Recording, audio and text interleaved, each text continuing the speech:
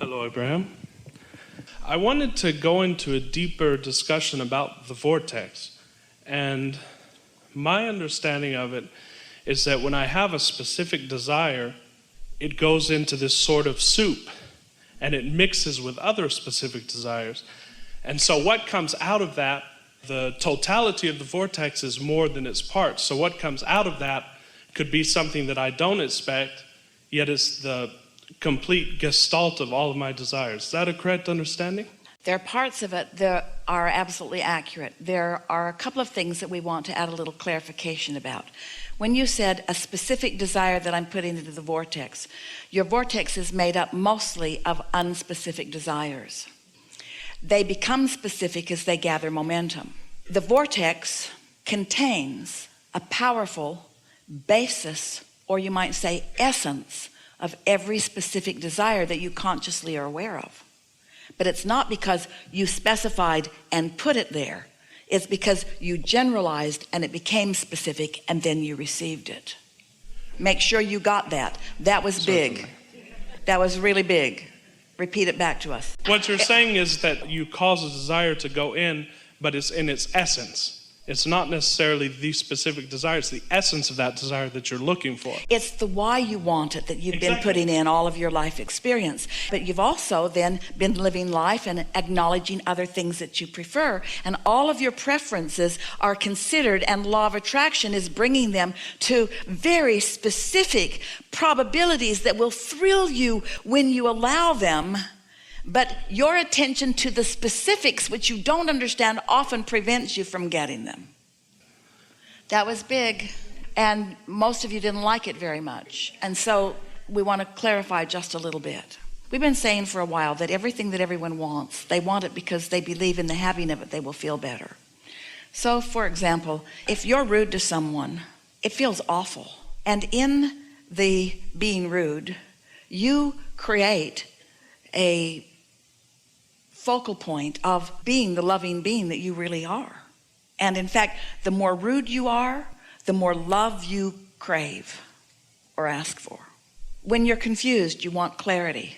When you're unsure, you want stability. When you are lost, you want to be found. When you don't have enough money, you want more money. All of these things that happen all day long are causing you to create this vibrational, you called it a soup, we like that, of desire, of intentions. And law of attraction is gathering all of those cooperative components together. Now, something else, we've never said this to anyone before. Something else that is happening when life causes you to know what you don't want, which causes you to ask for what you do want. Your inner being, who is pure positive energy, who is infinite intelligence, who knows everything about the becoming of you, not the having become of you, the becoming of you, can vibrationally fast forward to a very clear picture of the fulfillment of everything that you're asking for. Can you imagine that in a petri dish or an environment of no resistance, how fast your desires can become a reality? The things that you are asking for are shaping up to be magnificent things that you can't see yet because you haven't achieved the vibrational acuity to receive the picture that your inner being has about it. But as you get on the beat of it, as you get on the frequency of it, then you get to begin to watch what you created coming into being right before your eyes. What's unknown to you is known by your inner being. Now, let's go back to what we said several times today already. When you are experiencing the absence of something you want, the presence of what you want takes form.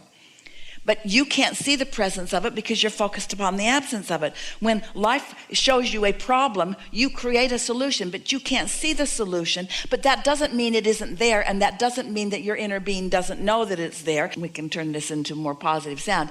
What it does mean is that what you're asking for is in the state of becoming, and that's just a given. You don't know it's a given. We keep telling you it's a given because we see it, so for us it is a given. Things that you want are a given. You just gotta stop focusing upon their absence in order for them to come into awareness or perspective for you. We're way out there, friends, and if you followed us, you're as far on the leading edge as any human has ever been. So what we're really talking about, and we'll hear you in a moment, what we're really talking about is the relationship between you, the creator, and you, the creator.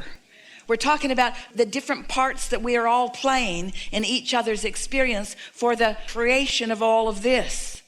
When you know you don't want it, here it is. When you are experiencing the absence of something, you feel empty about something, its opposite is created in that moment, which is so new unto the universe that you couldn't possibly recognize it. It's in the very, very early stages, but Source knows, Source sees, Source tends to it, Source focuses upon it, Source knows it and continues to know it until you know it. And when you know it, then it manifests and everyone gets to know it. So the arguments in your government and the arguments around the world and the wars and the hatred, can you imagine the solutions that is creating? Can you imagine what Source knows? And when you watch the television, which one of those are you part of? Are you adding more? What are you goosing up? Are you goosing up more of the problem? Well, no problem to goose up the problem, because you can't goose up the problem without goosing up the solution. But how long do you intend to reside in this physical body, void of the solution that you have created? When you get it, that with all of this that you don't want, you're creating something that you do want. And you don't have to wait for the others to come around to understanding it. You can go right there now. You can find the solutions, you can find the peace, you can find the love, you can find the knowing, you can find the clarity, you can find the stability, you can find the fun. You can find it right here, right now, you see. So now. You offered some very good words earlier. You said, feel it into place. Oh, it's fun to talk to you. We want to clarify that it's already come into place. You feel it into your recognition of it. You feel it into your ability to perceive it. You feel it into your realization of something that already exists. But what you didn't realize is that while you were stirring it up and knowing that you didn't like that job because there was not enough freedom and there was too much pressure, that at the same time you were creating something magnificent that you had equal access to if you could just release your attention to the problem and begin focusing on the solution. A solution that the Source within you has already well identified and is holding in perfect visual format for you to pick up on. A great economist, Ludwig von Mises, said that the only creation is done in human thought. What we do in the physical is produce. We create in human thought. So creativity. What words would I would just want some general words on creativity as it relates to feeling it into place. We would add to what your brilliant friend says. It's an interesting journey that we take you on even today, because you're focused upon the production in the terminology that you just offered. You're focused upon the manifestation, the manufacturing, the stuff, the creation. And we want to take you from that leading edge, there's no ending point, but out there on that toward the end of the becoming, where the thoughts are actually becoming the things or the production. We want to bring you back to the vibrational essence of it. And we don't want you, ultimately, to make a distinction between any difference between this part of the becoming and this part of the becoming and this part of the becoming and this part of the becoming and this part of the becoming and this part of the becoming, because in truth, it is all production. Because until someone's realized it, there is no motion forward. We're speaking from our point of view to you who's standing in the middle of your point of view. And until you realize it, it isn't anything that's physically manifested. We can know everything that we know, and we know everything that we know. We know everything that is about the vibrational essence of everything. But the whole point of you all being here in this physical environment is because creation wants to manifest in a way that it can be fully realized by those who are creating it. The seeing, hearing, smelling, tasting, touching of creation matters really, really, really a lot. We're not for a moment wanting to get you to go into the vortex where we all just feel things and we meditate and we feel the vibration of things and there's this nebulous stuff and we all feel good. That's part of the process, but that's not what our intention is for you. Our intention is take this step so that you can go all the way to the production part of it. And thought is the essence of all of that, all of that, all of that, all of that, all of that. Because before it turns to any kind of reality that you can acknowledge as reality, there has to be realization of it. And the realization is all thought. So whether you call it thought or whether you call it production, it's all parts of the same exact thing. So here we come into your life experiences and we pick up with you after you've been long in these physical bodies, and you have such a bent that isn't serving you toward looking at conditions and manifestations. And so we spend quite a bit of time with lots and lots of you to get you to start stepping back from the see it, hear it, smell it, taste it, touch and version of your life, which is so important, and get you to begin thinking about the vibrational version of it, only so that we can take you back to the see it, hear it, smell it, taste it, touch it version of it. It all goes together, you see. But not understanding this part of it takes all of the joy out of this part of it. And if your attention is only upon this part of it, then you never get your hands really in the clay. Then you're not really a participant. Then you're just a regurgitator. Then you're just watching what other people do. Oh, it is so much fun when you stand where you stand and you explore what's there and you let a problem build within you and you understand that a solution is building too, and then you choose which one you focus upon.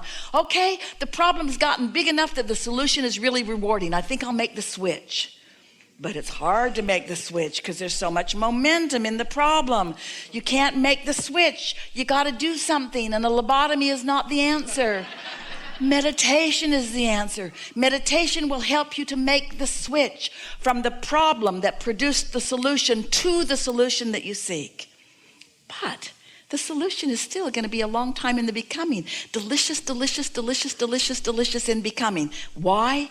Because the goal was never to create the manifestation.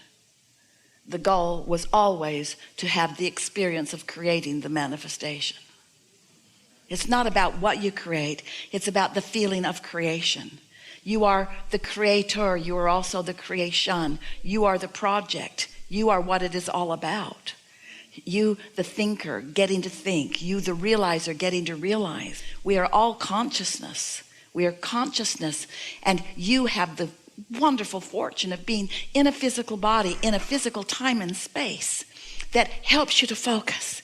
It helps you focus problems into being, which helps you focus solutions into being, which assures us all a future experience.